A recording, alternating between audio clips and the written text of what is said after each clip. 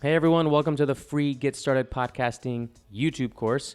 My name is Robert Garza. You're going to see these videos in front of all the modules, urging you to watch the channel trailer first. That way you have a really good idea of who I am, what the course is all about, when the course was recorded, why I have a scraggly beard in the course versus how it looks now. And if you like the videos, make sure you like the videos. Subscribe to this YouTube channel. And most importantly, let me know in the comments what the name of your podcast is, what podcast I'm helping you start or that you maybe just started and this course is helping you finish. If you have any questions, shoot me a DM on Instagram at RobGTV. If the videos refer to any links for equipment or suggestions for software, they will be in the description as well. Let's have some fun, and I'll see you back here on the channel regularly every week. All right, so in this video, we're going to be talking about recording equipment and recording software. We're going to start with the software. The only suggestion I'm going to make, and it's not because I've been using it for the better part of 10 years, but it's because it's literally the #1 software used by podcasters across the world. It's free, it's open source, and it's available on Mac, Linux, PC, whatever you're using, and that is Audacity.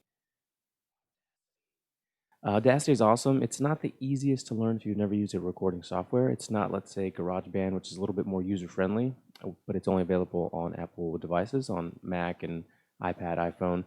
You have Adobe Audition, you have Hindenburg.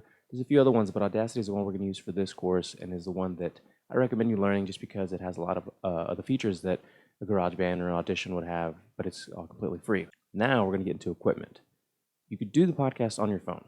Like I said, you can record an app, you can use your Memos app, record solo podcast, but you're not going to be starting with the best quality. I want everybody that starts a podcast to start it with the idea that it's going to be listened by millions of people, right?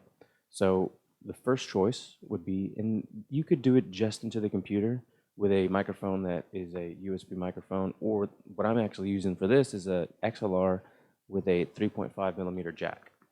And these work fantastic too. And the reason I went this instead of USB is because the interfaces that I'm going to suggest all allow you to connect 3.5 millimeters if you don't have an XLR or a TSR. The first suggestion is going to be a Scarlett, which I don't actually have a Scarlett because I jumped what I would consider ahead of the Scarlett, but a Scarlett is just an interface that allows you to connect 1, 2, or more XLR microphones into your computer. So you can record directly into Audacity, which is something that's super easy to do, and we're going to walk through that in a later video, but I don't suggest recording straight into the computer just because there's times that the computer is going to crash. And it's not because of the software or maybe your computer, but Windows in general will just do random updates sometimes. Maybe your battery's not plugged in, you didn't realize it, and it crashes, and then you lose the file. I always suggest going into something like a field recorder or mixer first, and then having that recorded onto a SD card, and then importing it into your computer and editing it in post if you want or need to do any editing. The first suggestion is going to be the Zoom H4n. This is my Zoom H4n that I've had literally since 2013 probably. It still works up until recently. The top 2 microphones started to kind of hiss and give a little bit of an issue, but this has been through years and years of conversations and hours of recording, dropped here and there, and it's meant for that. It's built to be used on movie sets, outdoorsy kind of shoots, and it's very, very sturdy. I'll link all these things in the descriptions of videos. If I suggest a software or a product, I'll have links below. It's rather inexpensive considering what it does, but if you want to take it a step further, and this, I'll do another video just on this. You can record 2 microphones here. You can get an XLR with a 3.5 millimeter and record another 2 microphones here. So you can actually record 4 different microphones in this one device. A step up from that would be the big brother, the Zoom H6, and this is currently what I'm using. This is everything you'll ever need to record 2, 4, even possibly 6 microphones on it. And as you can see from the box, it has it's an upgraded version of the H4n. So instead of a lot of buttons and a lot of tiny little knobs, you have actual mixer knobs where you can turn. You have a better lit screen. There's a lot of attachments you can have on it, and this allows you to do anything you'll ever want to do. Whether you're doing a solo podcast, a duo, you have people calling in, you can actually record phones, Skype, whatever, into the Zoom H4n or the H6. So those are the 2, I'll link them below, that I suggest you getting. So up to this point, I need you to pause the video. I need you to go download Audacity because you're going to need it for the next module. I need you to look into either getting really deciding if the podcast is going to be solo, it's just going to be you. And a lot of people say that they want to do solo podcasts until they find out how difficult it is to maintain the either entertainment or information aspect of the show format, and inevitably want to go to a co-host or a guest show or something where it's more people, basically. So I always suggest getting an H4n, and if you can, get a Zoom H6. There's other alternatives, even other things that I want, like a Rodecaster Pro, but it kind of exceeds a lot of the things and the necessities of most beginner podcasters, basically. Next is, what are you actually going to be talking into? Here I'm talking into an Audio-Technica ST95MK2. They actually don't even make these anymore. I've had these microphones literally almost the better part of a decade. They still work great. You can use it like I'm using it now with a XLR to a 3.5 millimeter. You can use it into a XLR direct into your Zoom or Scarlett, but they don't make it anymore. And it was really inexpensive when I bought it. It was probably about 30 bucks, 40 bucks maybe at most. And I think it still sounds great. It's a dynamic mic. It's not a condenser mic. The difference between the two would be this one right here. This is a condenser mic. Now, this is a CAD GXL 2200, which I think they still do make. And this is if you're going to be in a room that is completely quiet, silent, there's not a noise to be heard other than your voice. It's soundproof, there's no echo, it's padded, it's just a good, quiet room to record audio.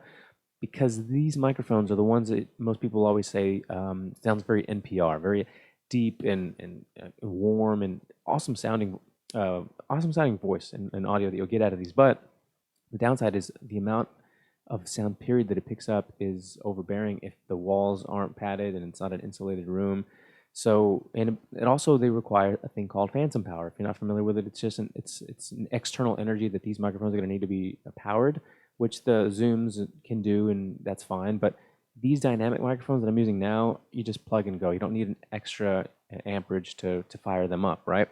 So you can look into XLR, or you can look into condenser mics later down in the future to get started. Like this whole series is about, I would just get a really inexpensive dynamic microphone, such as an Audio-Technica or a Behringer mic. And the go-to right now, which I've used before but I don't have because these still work well, is going to be the Audio-Technica AT200. And the cool thing about this microphone is that it is USB and XLR. So underneath that microphone, you're going to see an XLR input, and you can also see a USB jack to plug it in to USB. Isn't that super cool? And it's about $100, which is also, it's a great price for what you get. They sound awesome. I've used them before. You can't beat the price of that. Go ahead and pick up two while you're at it, or if you just want to start with the one for you, by all means, link will be below. Last but not least, headphones. People always see podcasters wearing headphones and think, do they really need to have those headphones? Some actually choose to not wear them. They think it's kind of weird. They think it's not necessary. But if you're the one recording at the very least, you want to have your headphones so that you can monitor what your volume is, what the volume of a guest or a co-host is, so that it's all pretty even. And in post, when you record multiple tracks, you'll be able to raise levels if needed. And you also, it just kind of, personally, I love wearing the headphones. It actually puts you in the space of an intimate conversation, small studio, even if you're in a big room, because you're connected right in between, both of your ears. It's a really good experience. I've had some Fostech headphones that just also recently went out that I've had for the better part of a decade. And they were probably $20 at Guitar Center, and I might have got them on sale. But I'll link the one that I just got, these Panasonic RP HT 161s, I believe were $15 and are great. I'm not going to lie. When I read the reviews, they actually said these are better than Bose, whatever. I don't know a lot about Bose 2, 3s, and those are, you're talking $300, I think. These are fantastic headphones. They sound amazing. They're comfortable. They're really light. They're like $15 at most, with like prime shipping as well. Now, to go along with your headphones and your microphones and everything else you're going to buy for your podcast setup, get a headphone amp. So headphone amp simply is a little amp that allows you to plug in multiple headsets so that each person can adjust the volume individually. Because if you plug it in straight into the Zoom, you can get a splitter, which I don't have in front of me, but it's just a splitter like we used to use to like split headphones from like our old tape players or CD players or anything else to make two at the very least. You can get one that has like 5 different outputs where you just plug one into the Zoom and you can plug in 5 headphones, but you can't adjust the volume for each one.